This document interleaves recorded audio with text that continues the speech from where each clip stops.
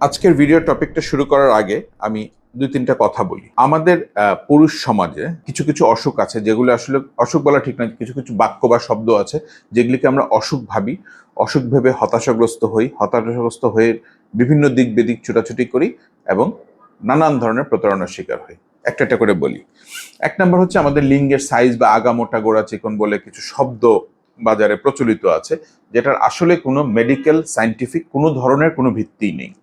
এবং এটাকে পুঁজি করে একটা শ্রেণী দেখা যাচ্ছে যে অনেক ধরনের প্রতারণা করে থাকে। তো এই ব্যাপারে আমাদের সচেতন হতে হবে। আগা মোটা গোড়া চিকন বলে কোনো রোগ নাই, এক নম্বর কথা। দুই নম্বর হচ্ছে স্বপ্নদোষ হওয়া।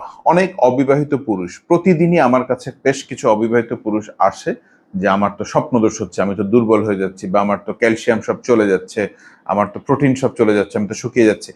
একটা কথা খুব ভালো মতো খেয়াল করবেন, সেটা হচ্ছে স্বপ্নদোষ হওয়া, বিবাহিত হোক কিংবা অবিবাহিত পুরুষ হোক, যে কোনো সেক্সুয়ালি অ্যাক্টিভ পুরুষের ক্ষেত্রে স্বপ্নদোষ হওয়াটা কিন্তু একটা খুবই স্বাভাবিক প্রক্রিয়া, বরঞ্চ এটা না হওয়াটাই অস্বাভাবিক। তিন নাম্বার হচ্ছে বীর্য পাতলা, বীর্য ঘন। এগুলো বীর্য পাতলা ঘন এগুলি আসলে কোনো এই ধরনের কোনো ব্যাপার নেই, বরঞ্চ বীর্যের ঘনত্ব যদি নর্মালের চেয়ে বেশি হয় সেক্ষেত্রে ইনভার্সলি দেখা যায় যে মর্টিলিটি কমে যায়। বীর্যের ক্ষেত্রে যে জিনিসটা ইম্পর্টেন্ট সেটা হচ্ছে যে সংখ্যা কতটুকু, কাউন্ট কতটুকু আছে, আমাদের মরফোলজিটা ইম্পর্টেন্ট, মাইক্রোস্কোপিক যে পিকচারটা থাকে সেটা ইম্পর্টেন্ট, মর্টিলিটি কিরকম আছে সেটা ইম্পর্টেন্ট, বা কোনো ধরনের অ্যাবনর্মাল সেল আছে কিনা সেগুলো ইম্পর্টেন্ট।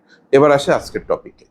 এটা নিয়েও অনেক ধরনের ভুল বিভ্রান্তি, অনেক ধরনের জিনিস আছে, যেটা হচ্ছে দ্রুত বীর্যপতন বা প্রিম্যাচুর ইজাকুলেশন। অনেকে এসে বলে যে আমি আসলে 5-6 মিনিটের বেশি পারি না, 10-15 মিনিট। আসলে 10-15 মিনিট এরকম কোনো শব্দ আমাদের মেডিকেল সায়েন্সে নেই।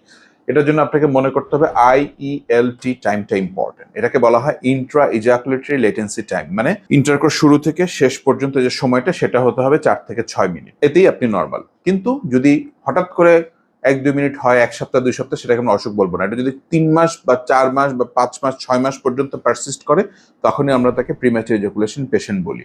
এটার 4টা ধরন আছে বেসিক।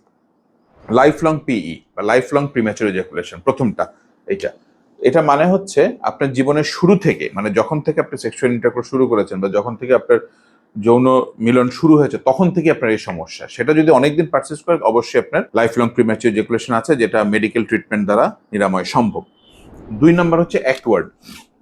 আমি একটা এক্সাম্পল দিই। ধরেন আপনার 3 বছর আগে বিয়ে হয়েছে, আপনি 2.5 বছর 3 বছর স্বাভাবিক, হঠাৎ করে আপনার এটা শুরু হলো প্রিম্যাচুর ইজাকুলেশন বা দ্রুত বীর্যপতনটা, সেটাকে আমরা বলি অ্যাকওয়ার্ড। তো অ্যাকওয়ার্ডটা সাধারণত সাইকোলজিক্যাল কজও থাকে, মেডিকেল কজও থাকে, এটা কজ অনুযায়ী ট্রিটমেন্ট করতে হয়। 3 নম্বর হচ্ছে খুবই ইন্টারেস্টিং, যেটা আমাদের দেশে অনেক, সেটা হচ্ছে সাবজেক্টিভ প্রিম্যাচুর ইজাকুলেশন। মানে আপনার আসলে এই ধরনের কোনো সমস্যাই নেই, আপনার IELT টাইম 4-6 মিনিট, আপনি 5-6 মিনিট ইন্টারকোর্স করতে পারছেন, তারপরে আপনি কেন জানি মনে করছেন যে আপনি মনে হয় দ্রুত বীর্যপতনের পেশেন্ট, এটাকে আমরা বলি সাবজেক্টিভ। আর 4 নাম্বার সেটা হচ্ছে ভেরিয়েবল।